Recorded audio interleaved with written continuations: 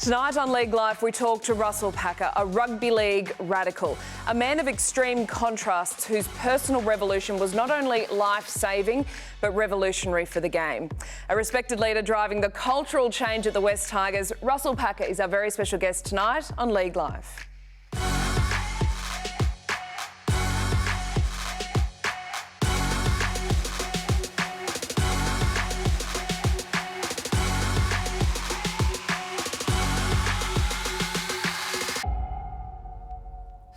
Thank you very much for joining us. A very good evening to our League Life regulars, Lara Pitt, Jess Yates, Hannah Hollis, and a very warm welcome to our special guest tonight, Russell Packer. Thank you so much for joining us. No, thanks for having me on. Now, I mentioned it earlier, but you're one of the most intriguing and fascinating characters that we have in rugby league. You've had an unorthodox journey. You are very non-conformist. So what is it for you to challenge what people think it is to be a rugby league player with a criminal history, but is also studying for the MBA, for an MBA? Yeah, I guess it's, there's a lot of contradictions in all those things that you mentioned, but I've never done things a conventional way, normally my way or the highway kind of approach to life. So, the journey that I've been on, it's, it's been an interesting one, and I've learned a lot about myself, and it's kind of led me to the position I'm in now. It has been an interesting one and a very challenging journey. For you to get to this point, I want you to take us back to where it all started for you in Foxton, New Zealand. Just paint the picture for us about what that place is like to grow up in, the community that lives there, and what your childhood was like there. Got a nice little visual there. Yeah, well, there's me there as a debater. Baby Russell. Yeah. I was quite a big kid, as you can see by the photos. And the debating team, did you say? Yeah, that's my my rugby union team. So I played rugby union. Foxton's a small, rural town in New Zealand, farming industry, and a lot of people that just work hard for their living. And I grew up with 3 siblings in my house, and as I mentioned to you guys earlier, moved around a bit. My mum and dad broke up, a few times, and we moved away, which is quite common in New Zealand. As I get older, a lot of people have this similar stories. So, those kind of experiences, I guess, shaped me, from a young age into, some good characteristics, but also, picked up a few characteristics that ultimately, got me in trouble. So, yeah. Your mum obviously was a big part to play, given your parents split up, but what characteristics did she try to instill? What kind of core values did she try to instill, and what kind of a kid were you? You said maybe not all of them rubbed off on you. Yeah. Obviously, me and my siblings moved away, a few times. Was away from my dad for a couple of years at certain stages of my childhood. So, it was just my mum and me, my brother, and my 2 younger sisters. So, kind of build a us against the world kind of mentality. So, carried that through, into my teenage years. And I guess a lot of people would probably say, combative or these kind of words. But I guess, from my experiences as a child, I had to be like that, to get through some of the experiences that I had to live through. And, had a lot of positives, but, like I said, also had a lot of, there was a few negatives there for me too, so, yeah. You've got this, the smarts, Russell. You were Ducks of your school, and Foxton, given it's a staunch rugby union town, then how did you move into rugby league, and what did you want footy to mean for you then? Yeah, well, I originally started playing league or being involved in rugby league just for fitness for First 15 rugby union. So me and a few of my teammates from First 15 we went and trained with a local men's team, because where I'm from is predominantly rugby union, so there's limited opportunities to play league, and especially at age level. So we went and played in a men's team, and I had a trial and I loved it, and they all went back to the First 15 and I stayed in league. And So you're 15 years old playing against fully grown men? Yeah. Wow. And going and holding your own, I'd imagine. And how big were you? How big were you when you were 15? As you can see by those photos, I was quite a big boy. So I think I was about, I was over 110 kilos when I was 15. So I was big enough to, mix it up with those guys. And you went against the grain too, because ultimately everyone dreamt to be a rugby union player from your town. Ultimately, you chose league. You played for the Warriors for 6 seasons before you moved to Australia to play for Newcastle. Everyone knows that life changed significantly for you when you moved to Australia in one fateful night. When you look back now on that moment in time, what was happening in your life that led to you ultimately pleading guilty to assault? Yeah, I did have a bit of ups and downs at the Warriors, and I left in 2013. I probably wasn't in the best state of mind when I did leave the club. Something that I do regret now looking back is something that's matured a bit, but the way I left, I was very young and immature, and a lot of things off the field affected me that year, and I didn't really realise it until I'd gone through all those hard stuff.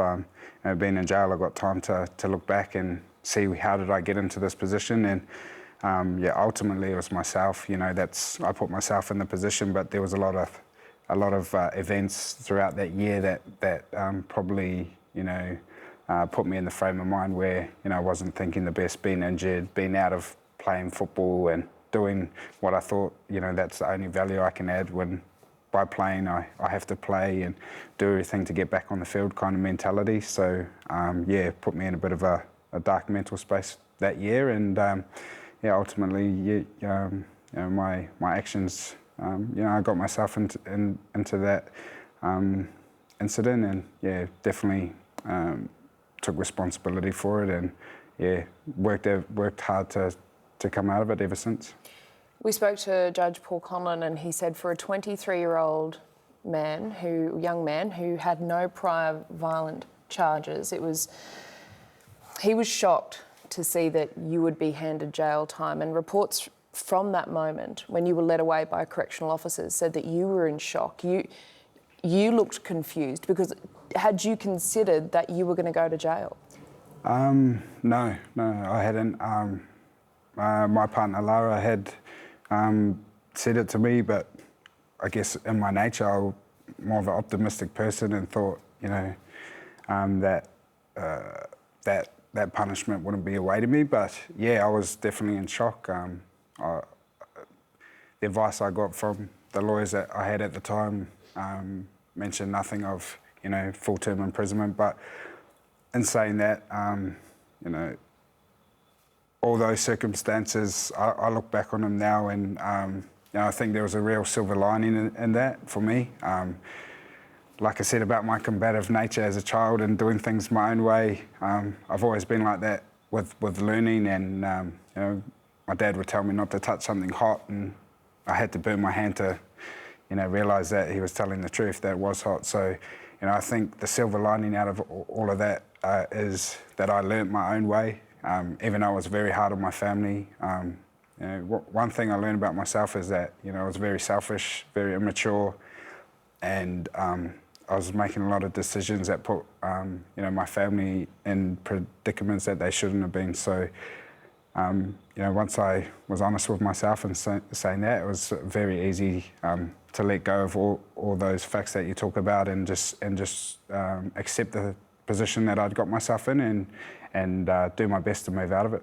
I imagine the journey through all of that and coming to those realisations were incredibly tough and challenging. Just take us through those early weeks when you were incarcerated, the emotions that you felt and how you coped, what you drew on to cope with what you were facing.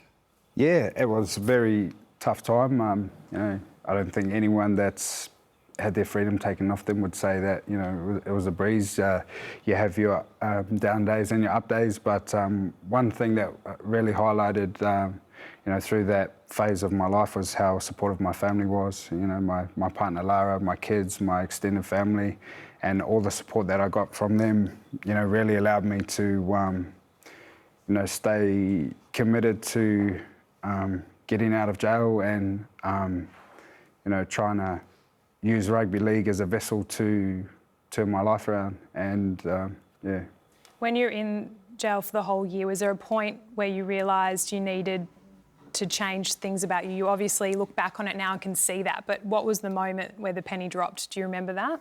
Yes, very clearly. I was I was in a farm jail, which was in Oberon at the time, and there's less fences and stuff around there, so you can see your visitors when they leave. And you know, it was around August, which is when my daughter's birthday is, and at the time she was just about to turn 4, and she asked me if I could come to her birthday party on the weekend. So, you know, that was probably, even though I'd gone through nearly 8 months of jail, that was like a real watershed moment for me, where I just thought, wow, this is impacting my kids, this is impacting my family, this isn't just me in jail, this is having an effect on people that are innocent to what I chose to do. So, you know, that was really hard, that when that happened, and yeah, it just made me think about everything, how I got into this situation and what I needed to do to, you know, learn how to never put myself in a position like that again. So. The redemption of Russell Packer, it's a fascinating story. We'll take a quick break and we'll find out how far away you are from coming back for the West Tigers, who play the Warriors on this weekend, and that's a little bit before we have our premiership favourites go head-to-head at Jubilee. Let's get this into perspective from the very beginning. This is the biggest game of rugby league since the grand final. The competition-leading Dragons up against the premiers, the kingpin Melbourne Storm.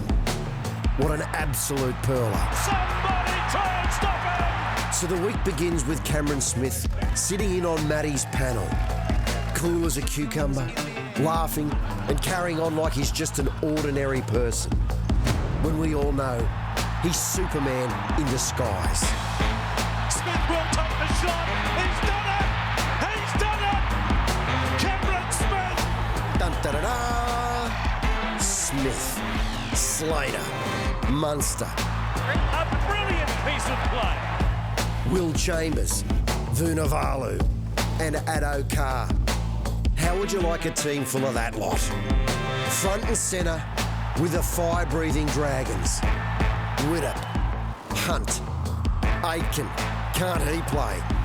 Graham, Frizzell, and a reborn Tariq Sims, and yes, Jack de Belin. That is exceptional rugby league. De Belin's grandfather, Fred, died in Cootamundra, a kangaroo, which is a fairly apt origin since this kid's about to become a New South Wales Blue. Some days you just know something special's going to happen. 2 o'clock Sunday, write it down. 2 o'clock Sunday, the game of the year so far. The Dragons and the Storm, live, right here on Fox League.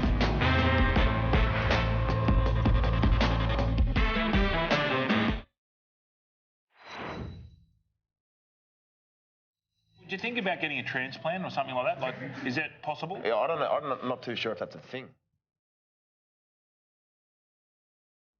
Would you help a fellow bunny out? To be honest, Fletch, I'm absolutely terrified.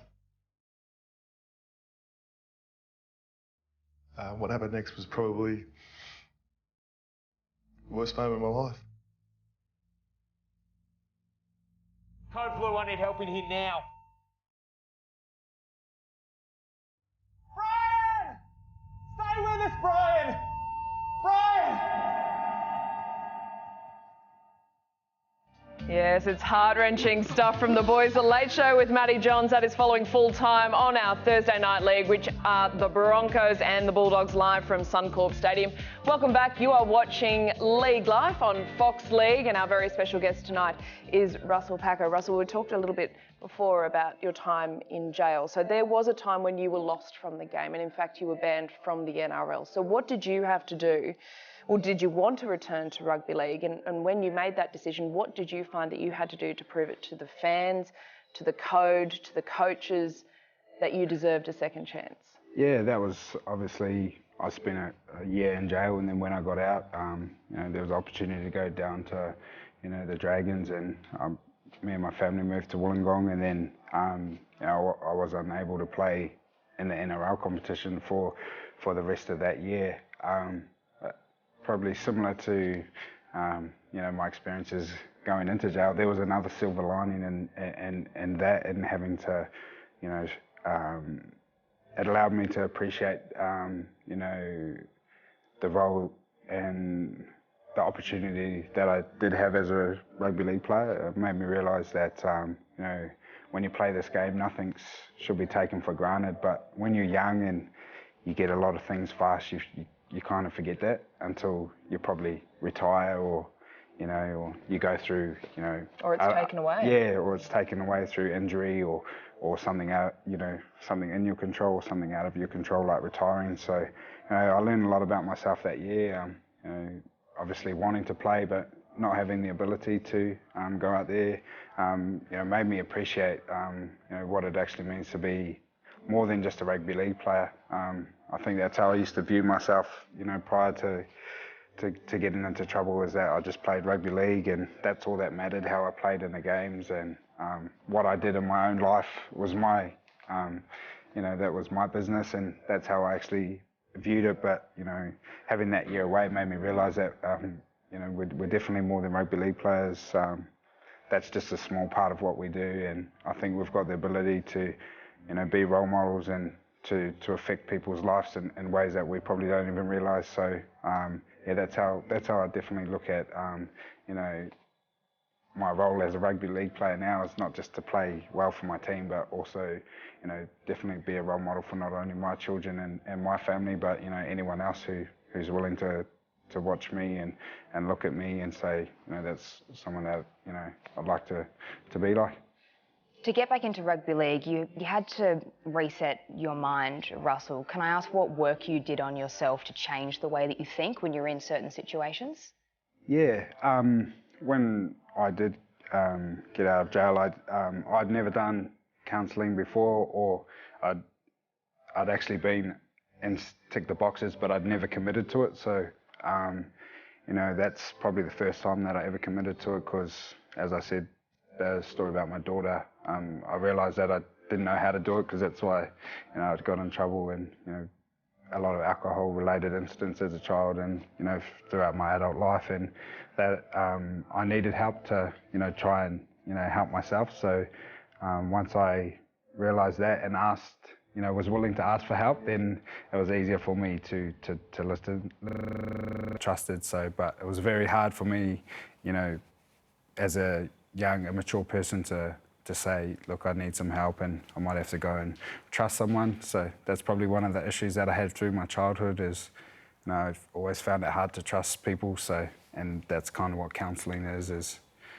you have to tell them a lot of deep and emotional things, and I guess I had a lot of barriers up. And you've got to spill your guts, don't you? Yeah. So once I was, you know, willing to do that, then, you know, really helped me. So I've done that, you know, quite a lot throughout the year, and helped me to deal with a lot of the things that I hadn't been able to deal with that well, you know, prior to that.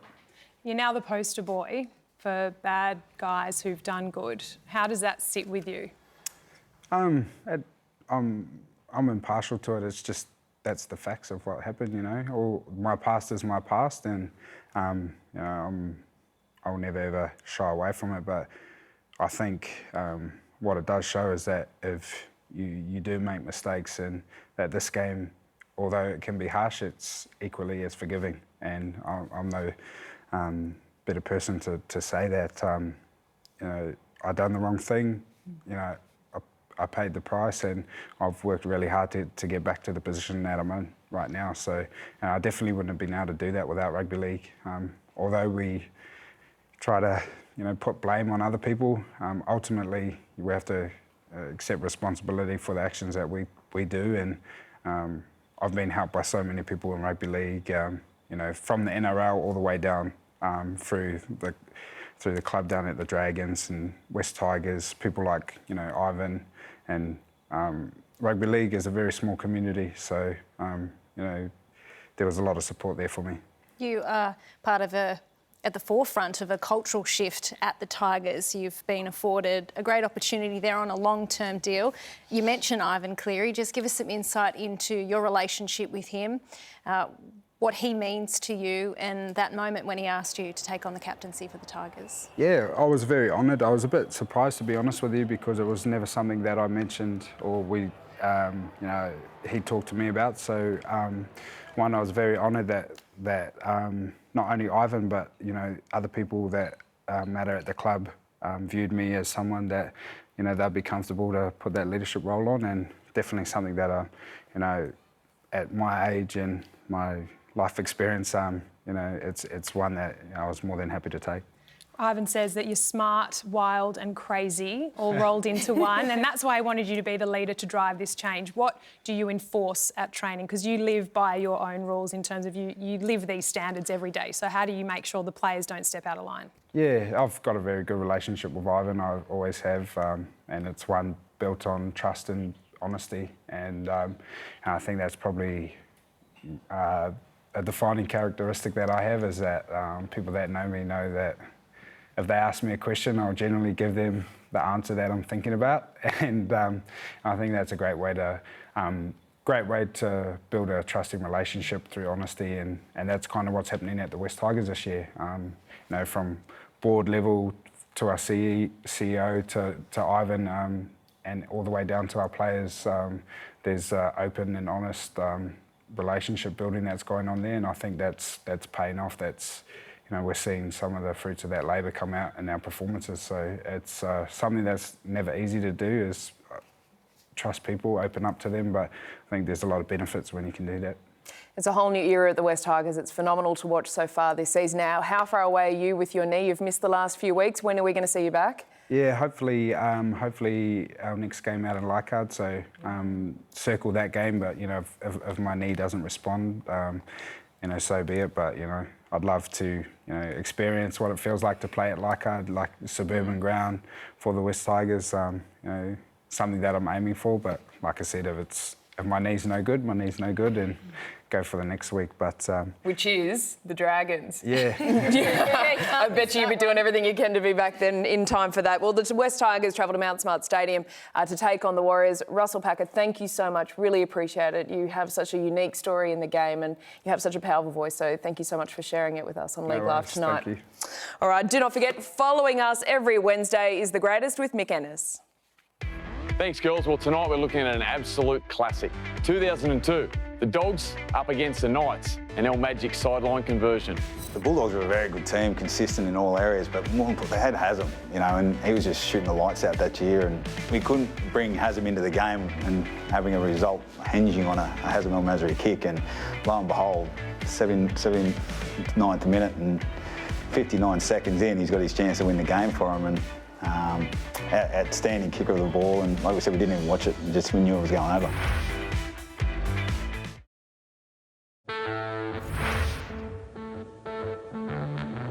Ben Hunt's a very relaxed bloke. He's pretty quiet, to be honest, but he's great to have around the club. What a play from Hunt. He is in great form, Ben Hunt. When you're a halfback within the team, when he speaks, people certainly listen, and like I said, we get along really, really well, and like I said, he's a pretty laid-back character, which is good. Hunt steps, Hunt runs and scores! Ben Hunt for the Dragons!